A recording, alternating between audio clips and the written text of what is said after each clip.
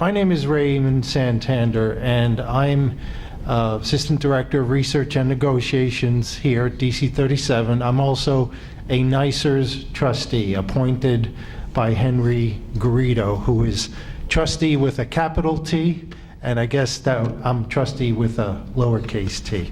But I sit on the investment committee and on all the standing committees of NYSERS. So I just want to, when we talk about divestiture and getting away from carbon investments, all of which we all fully agree should be done, need to be done, must be done.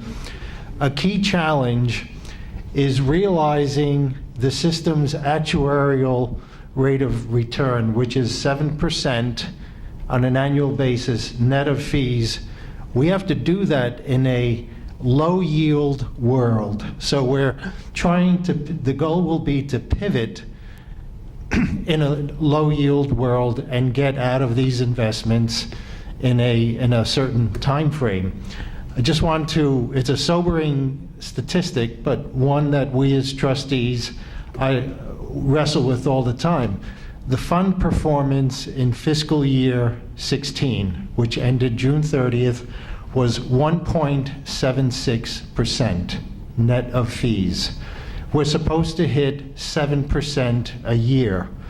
1.76% is a long way from 7%.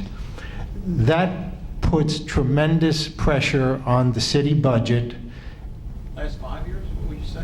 No, in the last... No, what would it be? In the last 5 years, it's been 6.96%. A little further from... Okay, yeah. sure. I like that. So in the last... Per year. In the last 3 years, returns have averaged 7.18%. But you've had a couple of very strong years. In the last 5 years, it's 6.96%. And in the last 10 years, over the last 10 years, it's been 6.12%. Now, for a long piece of those 10 years, the returns, the mandated returns were 8%. It was dropped down to 7%. Last year, as I said, we were at 1.76% net of fees. So when you're short of your returns, that makes that puts a tremendous pressure on the pension system and also on the city fisc, on the city budget. And I'm happy to report, and the city has been very responsible in terms of funding its pension systems. Otherwise, we would be like New Jersey, which you can step outside the building and see New Jersey, and that pension system is a total wreck because the governor, going back to Christine Todd Whitman, just didn't fund it adequately and even skipped years. But in New York City, pension system contributions have gone from about $850 million in 2001, plus or minus a year, to 11 billion or 10 to 11 billion in in the current fiscal year. That's just a lot of money. And every dollar that we put into pensions are dollars that we can't use for teachers and firefighters and DC37 employees. This is just wanting to set the table a bit for the discussion. Now, in terms of investment alternatives and transitioning away from carbon-based investments, obviously we have possibilities. There's new technologies coming online in clean energy and solar, wind, geothermal, and other renewables. The trick is for the pension system to find the right managers, to find the right companies and funds in which to invest. We are not, NYSERS is not a venture capital fund. We don't place bets on individual companies. We hire managers that then will go out and do investment according to the directives of the various investment policy statements. So as we look to find a way to exit has to be orderly, has to be non-disruptive, And where dividend income is involved, the system does get dividend income from oil stocks and lots of other places. We have to think, as the professional staff and as trustees, how to replace that revenue stream. That 7% rate of return it's like an anchor that hangs around a trustee's neck. When you miss it 1 year, the average has to be 7%. So you could be 5% 1 year, 9% the next. But the challenge is if you have a very low year, like 1.76%, then what's going to happen in the following year? The good, on the flip side, a municipal or a public pension system is set up with a very long duration.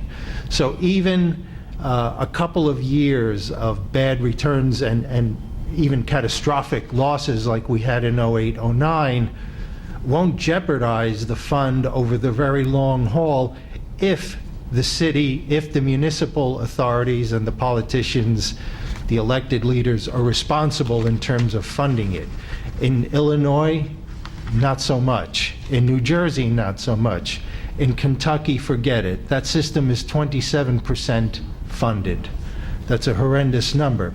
So getting to the main point, in terms of investment alternatives, and this is my opinion, but I think it would be shared by other trustees, what's a great place that we should be investing, doing more investing? I think of infrastructure. I think infrastructure has enormous potential. The country has tremendous, incredible, unmet infrastructure needs. To say that this country has third world type infrastructure would frankly be insulting to third world countries because their infrastructure is much better than ours. So the country has, and I looked this up, 3.6 trillion in unmet infrastructure needs and investments that are needed through 2020. That's almost a quarter of GDP. So sample infrastructure categories, we all know water systems. Think of Flint, Michigan, wastewater systems, ports, roads, bridges, mass transit systems, railroads. I live a distance from the city. I come into Hoboken every day. I just missed that tragedy 2 weeks ago by a couple of minutes, and it's so disheartening to ride that system and to come into Hoboken and see that station and its platforms and its roof just crumbling. And there are things in life that money can solve, and fixing infrastructure is one of them. So power generation systems, schools, hospitals, and John had mentioned retrofitting of old buildings or with new energy saving, with green technology, and also, and by last but by no means least, is affordable housing. I look at affordable housing as infrastructure. It's bricks and it's mortar, and we could be doing so much more in that area. When you think of infrastructure traditionally, as going back to the Great Depression even, it has a tremendous job creation and economic multiplier effect. Those are the jobs that are created by the first wave of jobs. Infrastructure investment can be low carbon footprint investments. In infrastructure, typically you'll have lower risk investments, which is good for a pension system, and you have predictable returns. You have a long-term income stream that you can rely on. And infrastructure investments, they generate a lot of follow-on economic growth. So new, better mass transit, affordable housing, smart building, all these and all the other things, they can help drive job creation in other sectors.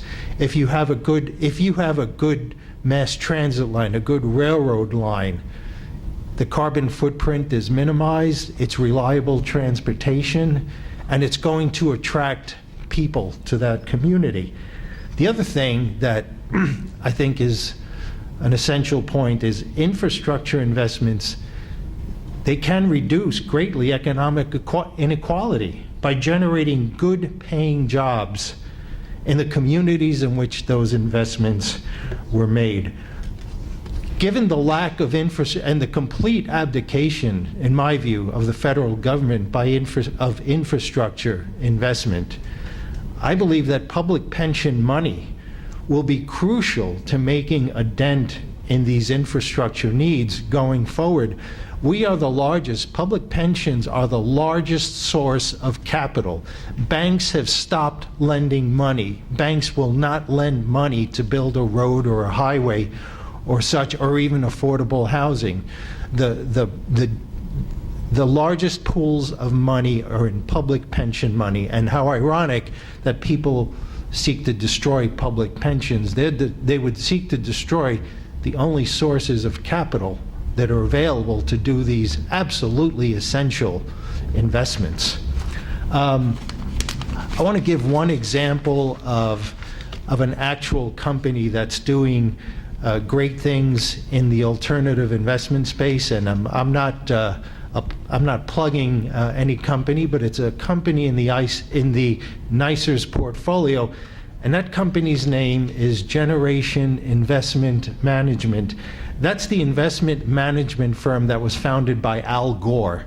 Al Gore is a prominent, as you know, voice on climate change and global warming.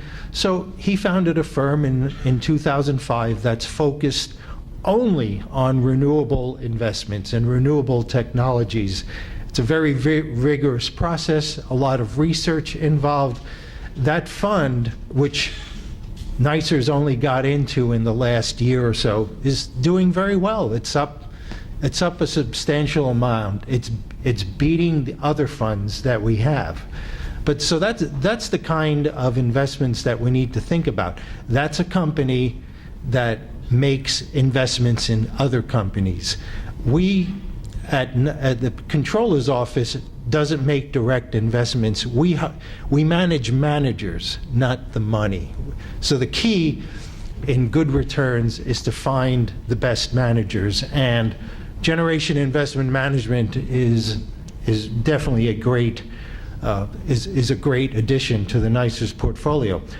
But I think even more important than that is that the success of a company like Generation, it's going to spur other asset managers to enter this space. Success will bring more money into a company like Generation, and Generation can't handle all the money that's thrown at it, so other companies will step up. And there'll be a competition, a virtuous competition to find the best companies and the best technologies that can help drive carbon and fossil fuel divestiture and a pivot to a green economy. And as a trustee of NYSER's and someone that's involved in these decisions, more competition in this space will mean better investment choices, and it means better alternatives for pension systems. There'll be other generation investment management companies out there that we'll be able to look to in the future. And so, just to wrap up, sitting where we sit, where Henry Garrido and I sit, and where pension trustees sit and where the professional staff sits, we need best metrics, we need practices to measure portfolio risk that will provide data-based options to pension trustees and investment staff. It has to be, we need data in order to make good decisions.